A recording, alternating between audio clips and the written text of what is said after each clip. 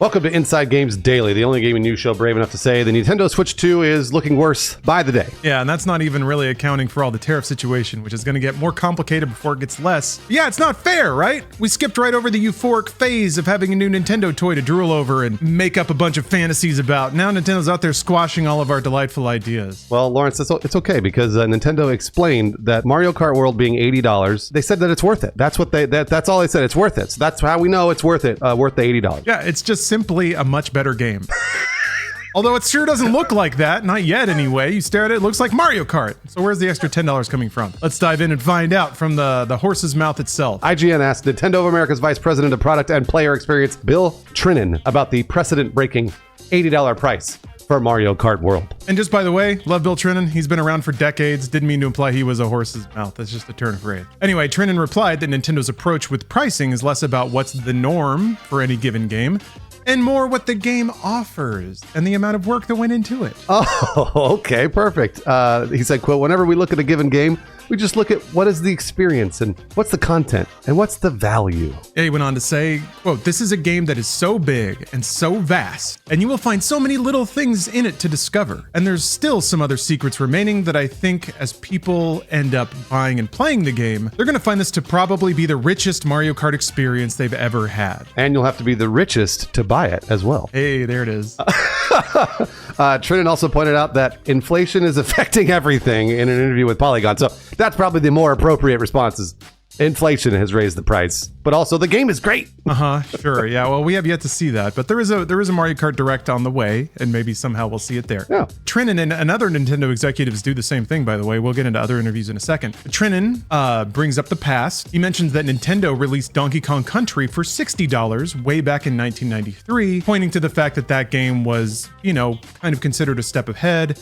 It had extra chips in the cartridge itself, so manufacturing cost was higher, the investment in the game was higher, so the retail cost was higher. A lot of people have also brought up on the internet that our dollar is worth less today, so the higher price maybe doesn't equal out according to the $60 back in 1993. Hey, whatever. I'm just saying what I've read. People also point out that folks had more disposable income back then. I don't really know. I don't know. I certainly didn't as a teenager, so it feels a little different for me, but I can't really cite macroeconomic data off the top of my head, unfortunately. I'm a video game man. So Trinan also applied similar logic to the Welcome Tour. This is one of our favorite things that Lawrence and I saw during the Nintendo Direct. It's a collection of tutorials and tech demos for the Nintendo Switch 2, but it costs $10 instead of being a free pack-in. So the Welcome Tour for the console, you got to pay for it. Trinan said, quote, the amount of care and work that the team put into it, I think it was decided that, yeah, this feels like $9.99 is not an exorbitant price. It feels like a good value for what you're getting out of the product. I guess. I don't know. I read it more as like, it seems like an easy software you can put in front of somebody that hopefully gets them into the store. Like you want people creating an account, you want them putting a credit card on there.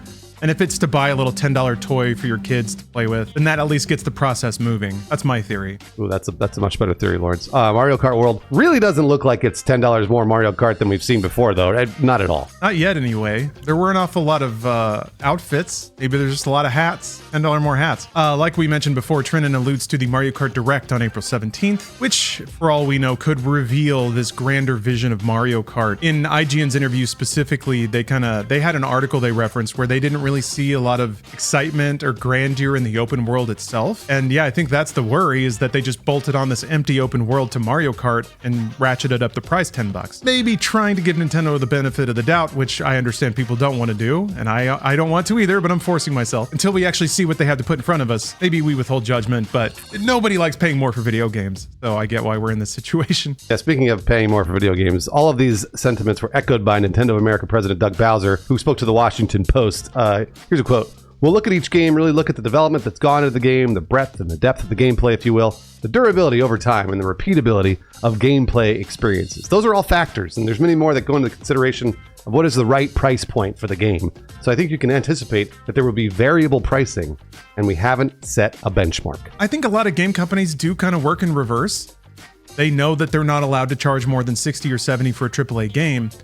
So when they think about how to get more money out of it, it always goes to extended monetization, to premium editions of games. I don't think in this circumstance you got to hand it to Nintendo, but I think you can trust in some level that they still have a very traditional idea of a boxed product. So you put down $80, and theoretically they're not going to nickel and dime you after that. Theoretically, they're going to have DLC probably, and probably try everything they can to get you to sign up for Nintendo Switch Online. Just like Trent and Bowser also pointed to Zelda Tears of the Kingdom's $70 price point, which was above the $60 norm at the time, as evidence of that strategy in action. But that comparison's a little rough too, because I think right off the top, I could see that there was $10 more of Zelda in that game than in something like Breath of the Wild, whereas Mario Kart is still Mario Kart. You're not in an open world bolting things together and making like weird drone bombers that can play the game for you. But maybe, who knows, man? Maybe when that direct comes around, we'll see something amazing. It's worth noting that the IGN interview occurred before the Trump administration announced the sweeping tariffs on foreign produced goods. So this was a few days. I mean, like obviously Trump's been doing this for a few months, but this has been a big deal the last week. Yeah, I think a lot of people maybe hoped that it was all a bluff or some like 4D chess move, which some people still think that. I guess it'd be nice to just be like, oh, never mind, once all it blows over. But yeah, that is another little thorn that might ratchet these prices even higher. That's not fun to think about. Yeah, really, geez. Another bummer news, Nintendo Life confirmed in their interview with Nintendo of America Senior Vice President of Product Development and Publishing, Nate Bildorf, that the Joy-Con 2 controllers will not have the Hall effect sticks, meaning there probably will be Joy-Con drift again. Maybe after 5 or 6 years of violent use. But I got pretty handy at swapping around Joy-Con analog sticks. I don't think that that's a reasonable solution for everybody. But I would really like to believe that Nintendo's peripherals, especially, gosh, I think they're charging $90 for a set of Joy-Con 2 controllers. Those better last or be covered by a pretty ironclad warranty. And I know that some people ran afoul of that with Nintendo as well. So, I think also, according to that they didn't confirm yes or no whether the Pro controller will have Hall effect analog sticks, but we can probably assume that it's more likely no than yes. And finally, it seems Nintendo, of all the ways that Nintendo's not staying with the times, they're holding true to not having any kind of achievement system. Polygon asked Bill Trennan about it. Trennan replied with a very simple, nope. So that's it. I like achievement systems. I think they're corny, but I don't know. For some reason, it doesn't feel like it really belongs with Nintendo. I don't know. Nintendo doesn't seem to dip into all those dark pattern engagement systems that tickle people's brains. They seem much more, again, not that you gotta give them any trust but I feel like they've earned a little bit of that. Whenever they make a game, they try to just make it fun, and that's the reason you play it, because it's fun. Not because there's battle passes, skins to unlock, or seasonal content to grind out before it moves on to the next thing. Yeah, it makes sense to me that they wouldn't lean on gimmicky achievements if all it does is trick people into having more fun than they're already having. Yeah, it's totally valid. Also, I wanted to shout out on Friday, we were talking about the physical version could be $90, and everyone was like, that's a rumor, that was never confirmed. So just make sure it was a rumor, it was never confirmed. We don't know that for a fact, because we've never seen a boxed copy anywhere. So hey, guys, it's only $80, not so bad, huh? Right, guys? It might climb up to 90. It is a physical good that we'll probably have to import from another country, so that'll be fun. That's true in the US, yeah. The physical games are gonna run away, I think. But yeah, misinformation's really weird in this cycle. People are so excited to believe the worst possible thing that they glom onto it and repeat it ad nauseum without really checking. So yeah, I had to do a lot of that. If show me the link, show me the price, because until it's not a JPEG on Reddit, doesn't count. Yeah, well. But yeah, for all we know, it probably will be 90, maybe even higher in the US. Yeah, we really don't know here in the US. And that's sort of the problem, I think, with all this stuff. And it's interesting to see Nintendo double down on this. Obviously, these interviews that we're reading occurred a few days ago before the major announcements and all the I guess the internet crackdown of everybody being like, this is crazy, this is $80 and $450 and all this other stuff. So maybe Nintendo will back down. The tariffs in the US are going to make it way worse. So I would love to be excited. I saw a lot of people being like, you guys are being cynical and jaded. And I was like, it's really hard to be not cynical about this stuff here in the US right now, because lots of people are losing a lot of money, and for all intents and purposes, it seems like a lot of our goods are going to go up. So when we see a console that maybe feel a little unfairly priced, just a little bit, then it really sticks in you, you know? Like, it's like when I go to Chipotle and something is $1 more. Like, I'm like, you know, like it hurts. Whereas if we didn't have to worry about a lot of that stuff and they raised the price to $450, I'd be like, hey, well, not so bad. Right now, not the best time for Nintendo to be doing all of this and then being like, yes, it is worth $80. Yeah. Yeah, the United States is not their only market, but it's one of their biggest markets, if not the biggest. So it's impactful for sure. And yeah, Bruce, like you said, it's not so much that the device itself is going to be more expensive, although that really sucks. It's that everything else is going to be more expensive too. And I don't think we're going to be all getting huge raises on the back of this. Not in the next couple of months.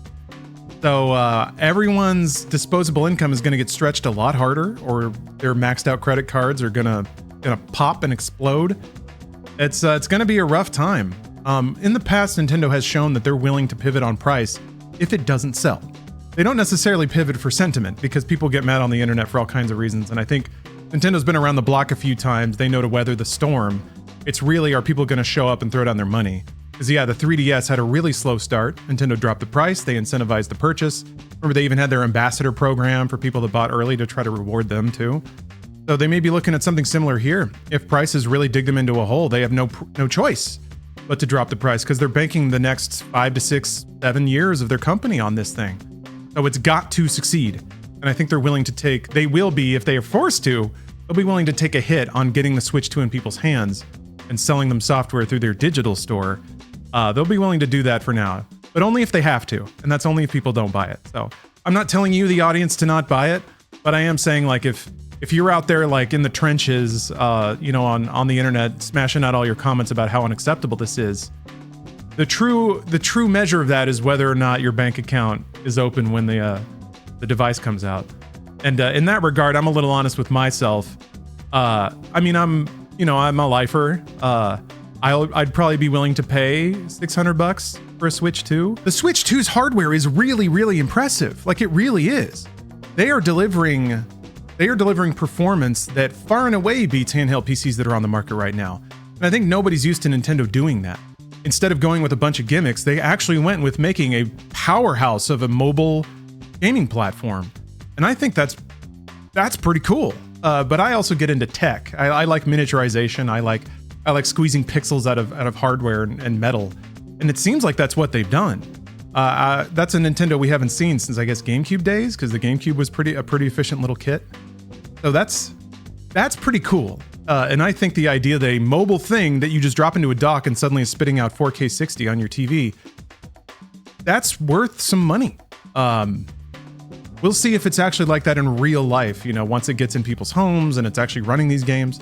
Metroid Prime 4 is made for an old platform, so in some ways it's not the most revolutionary thing that it can run a game that's meant to run on hardware that came out, 7-8 years ago in 4K 60. But it could do it. I don't think I was expecting that.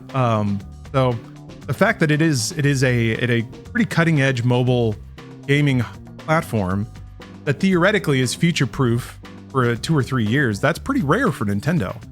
So I think that's kind of worth a premium. At least it is for me. But I can totally see how we've entered an era where performance doesn't matter as much. Technology doesn't delight like it used to. Now people just want, I don't know what they want anymore, to be honest. Cheap games and free access to them, I suppose. So Nintendo Switch is giving us one of those things. We don't necessarily get cheap games anymore, but I'm okay with Nintendo quality that has a lot of horsepower behind it. That means something to me. But yeah, I have yet to be sold on Mario Kart World, I'll say that. Donkey Kong looks cool. Donkey Kong looks great, yeah. You're kind of describing the PS5 Pro, because PS5 Pro has amazing hardware, and when it was released at, what, $700 or whatever the retail was, everyone was like, no. So it's, and yeah, of course, for the enthusiasts like Lawrence, that's awesome. Like, they'll happily spend the $700 and see an extra 10 frames or whatever. But for most people, like, especially for Nintendo, because Nintendo has, I feel like, it's just a much larger, different market. Those are for people that are just like, I want to play the new Mario Kart, And then if a parent has to go $500-600 and be like shocked to get this thing before, and if it was $400 or $350 or whatever the original Switch launched at, then they go, oh, okay, not so bad. So it's Now, like I was saying, I've said this many times before, but I'll say it again. Now is not the right time to start raising prices. It's just not. And everyone's going to do it. They really are because of inflation. So it's like this really interesting push and pull of the consumer and businesses. And like Lauren said, we as a consumer have to be like, no, we're not going to buy it. And then they will lower the price. Yeah, interesting times. I wonder if people will find rooms on their credit cards for this. If spending actually does get that tight. Maybe Nintendo's sliding in at just the right time. They're like the last impulsive purchase that people will feel comfortable making before all the gates slam down and people's credit lines get cut off. We'll see. Spicy times ahead. Spicy times ahead. So we'd like to shout out a special patron that supports the show because we have an Inside Games Patreon that we lots of people support us every month on there and allow us to make this show daily. Jonathan Lanowski is one of them. And may all your Joy-Con sticks guide straight and true, and also get replaced by Lawrence, maybe.